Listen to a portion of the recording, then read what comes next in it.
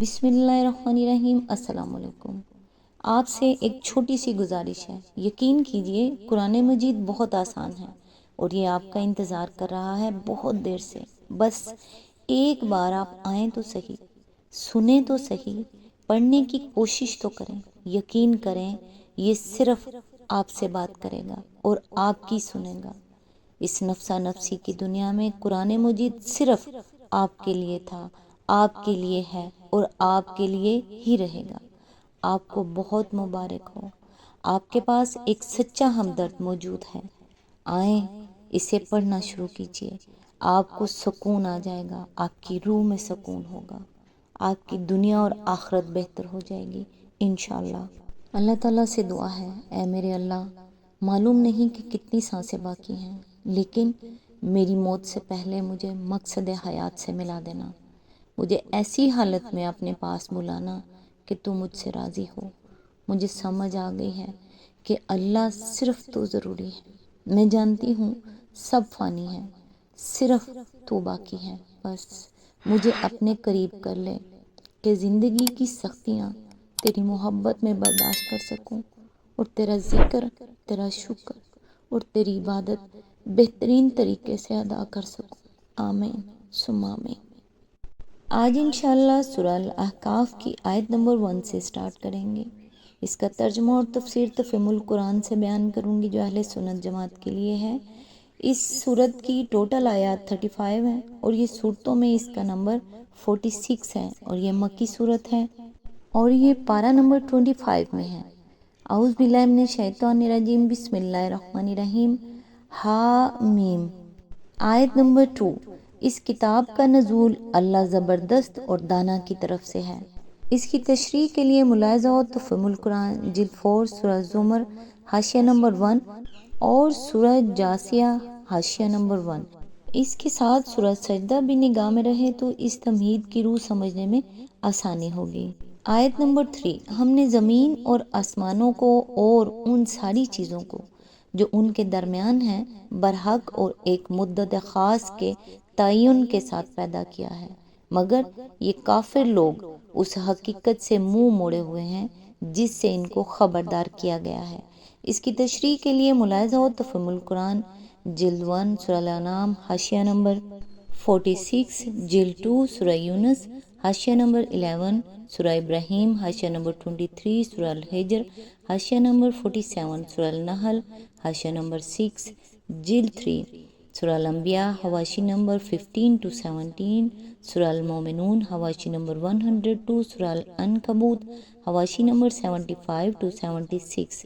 جلد 4 سورہ لقمان حاشیہ نمبر 51، سورہ الدخان حاشیہ نمبر 34، سورہ الجاثیہ حاشیہ نمبر 28، سورہ الاحقاف حاشیہ نمبر 3۔ یعنی واقعی حقیقت تو یہ ہے کہ یہ نظام کائنات ایک بے مقصد کھلونا نہیں بلکہ ایک با مقصد حکیمانہ نظام ہے جس میں لازماً نیک و بد اور ظالم و مظلوم کا فیصلہ انصاف کے ساتھ ہونا ہے، اور کائنات کا موجودہ نظام دائمی و ابدی نہیں ہے بلکہ اس کی ایک خاص عمر مقرر ہے جس کے خاتمے پر اسے لازماً درہم برہم ہو جانا ہے، اور خدا کی عدالت کے لیے بھی ایک وقت طے شدہ ہے جس کے آنے پر وہ ضرور قائم ہونی ہے۔ لیکن جن لوگوں نے خدا کے رسول اور اس کی کتاب کو ماننے سے انکار کر دیا ہے وہ ان حقائق سے منہ موڑے ہوئے ہیں۔ انہیں اس بات کی کچھ فکر نہیں ہے کہ ایک وقت ایسا آنے والا ہے جب انہیں اپنے اعمال کی جواب دہی کرنی ہوگی۔ وہ سمجھتے ہیں کہ ان حقیقتوں سے خبردار کر کے خدا کے رسول نے ان کے ساتھ کوئی برائی کی ہے، حالانکہ یہ ان کے ساتھ بہت بڑی بھلائی ہے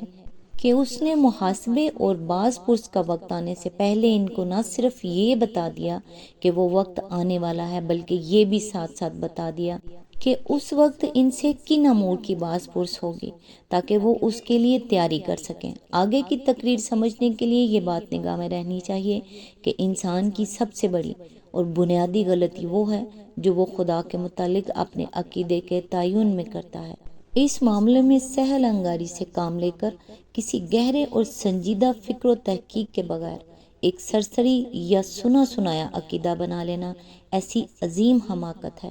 جو دنیا کی زندگی میں انسان کے پورے رویے کو اور ابد الآباد تک کے لیے اس کے انجام کو خراب کر کے رکھ دیتی ہے۔ لیکن جس وجہ سے آدمی اس خطرناک سہل انگاری میں مبتلا ہو جاتا ہے وہ یہ ہے کہ وہ اپنے آپ کو غیر ذمہ دار اور غیر جواب دہ سمجھ لیتا ہے، اور اس غلط فہمی میں پڑ جاتا ہے کہ خدا کے بارے میں جو عقیدہ بھی میں اختیار کر لوں اس سے کچھ فرق نہیں پڑتا، کیونکہ یا تو مرنے کے بعد سرے سے کوئی زندگی نہیں ہے جس میں مجھے کسی باز پرس سے سابقہ پیش آئے، یا اگر ایسی کوئی زندگی ہو اور وہاں باز پرس بھی ہو تو جن ہستیوں کا دامن میں نے تھام رکھا ہے وہ مجھے انجام بد سے بچا لیں گی۔ یہی احساس ذمہ داری کا فقدان آدمی کو مذہبی عقیدے کے انتخاب میں غیر سنجیدہ بنا دیتا ہے، اور اسی بنا پر وہ بڑی بے فکری کے ساتھ دہریت سے لے کر شرک کی انتہائی نامعقول صورتوں تک طرح طرح کے لغو عقیدے خود گھڑتا ہے یا دوسروں کے گھڑے ہوئے عقیدے قبول کر لیتا ہے۔ آیت نمبر 4، اے نبی ان سے کہو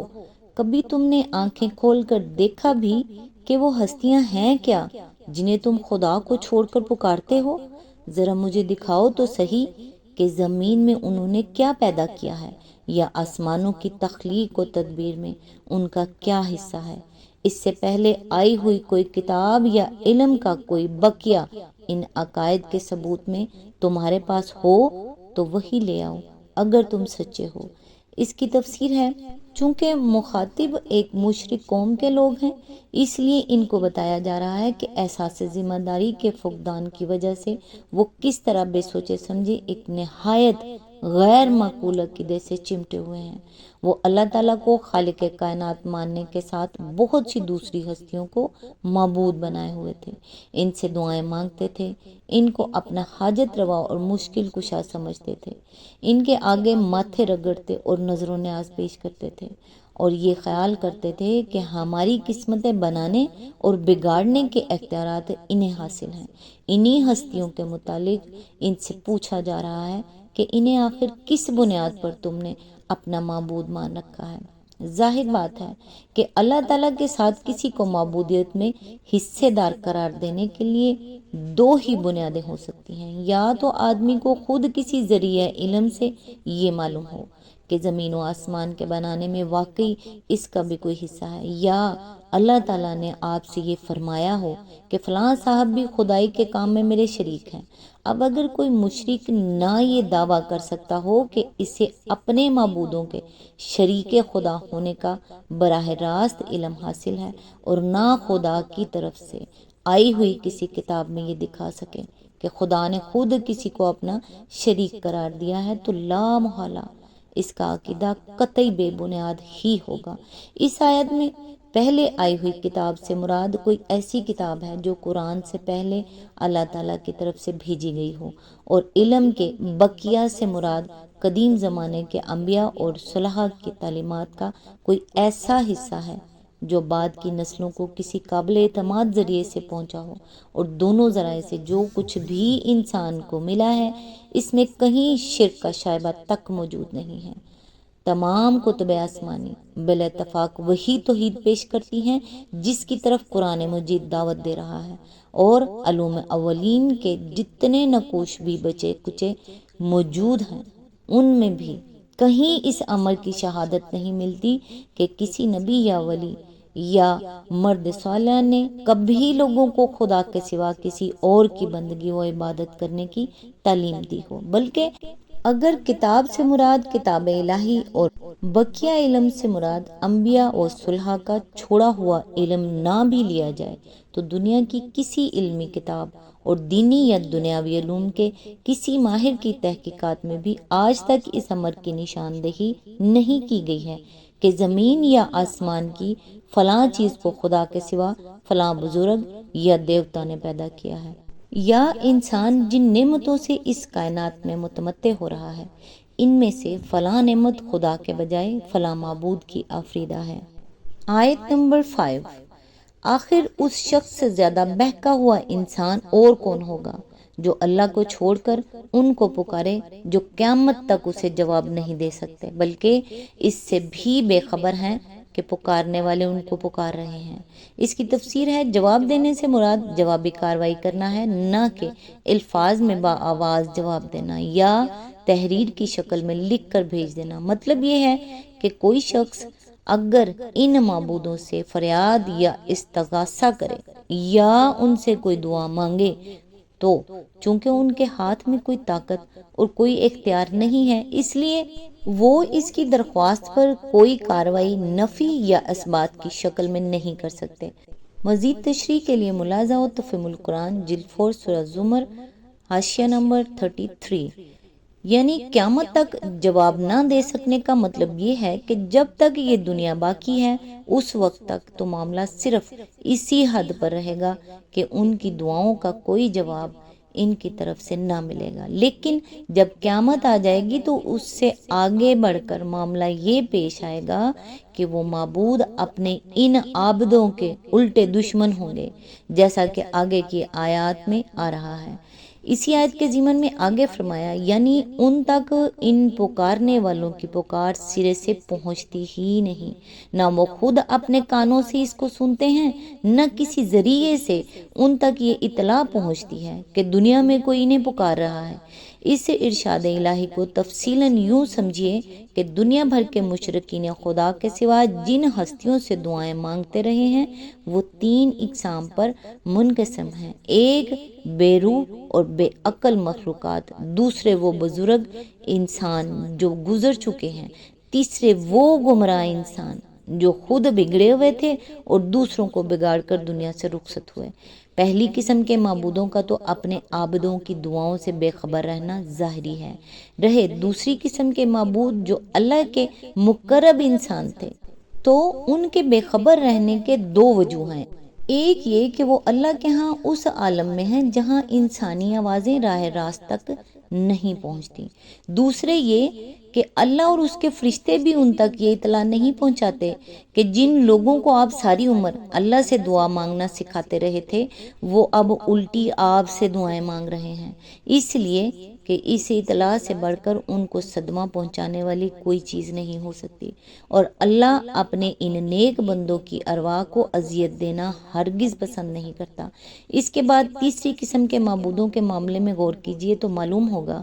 کہ ان کے بے خبر رہنے کے بھی 2 ہی وجوہ ہیں۔ ایک یہ کہ وہ ملزموں کی حیثیت سے اللہ کے ہاں حوالات میں بند ہیں جہاں دنیا کی کوئی آواز انہیں نہیں پہنچتی۔ دوسرے یہ کہ اللہ تعالیٰ اور اس کے فرشتے بھی انہیں یہ اطلاع نہیں پہنچاتے کہ تمہارا مشن دنیا میں خوب کامیاب ہو رہا ہے اور لوگ تمہارے پیچھے تمہیں معبود بنائے بیٹھے ہیں، اس لیے کہ یہ خبریں ان کے لیے مسرت کی موجب ہوں گی اور خدا ان ظالموں کو ہرگز خوش نہیں کرنا چاہتا۔ اس سلسلے میں یہ بات بھی سمجھ لینی چاہیے کہ اللہ تعالیٰ اپنے نیک بندوں کو دنیا والوں کے سلام اور ان کی دعائے رحمت پہنچا دیتا ہے، کیونکہ یہ چیزیں ان کے لیے فرحت کے موجب ہیں، اور اسی طرح وہ مجرموں کو دنیا والوں کی لعنت اور پھٹکار اور زجر و توبیخ سے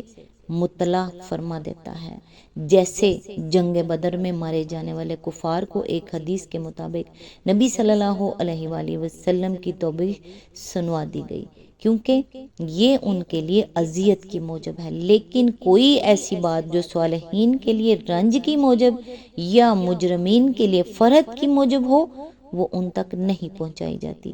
اس تشریح سے سماع موتیٰ کے مسئلے کی حقیقت بخوبی واضح ہو جاتی ہے۔ آج تک کے لیے بس اتنا ہی، نیکسٹ انشاءاللہ آیت نمبر 6 سے سٹارٹ کریں گے۔ تب تک کے لیے دعاؤں میں یاد رکھیے گا۔ اللہ حافظ۔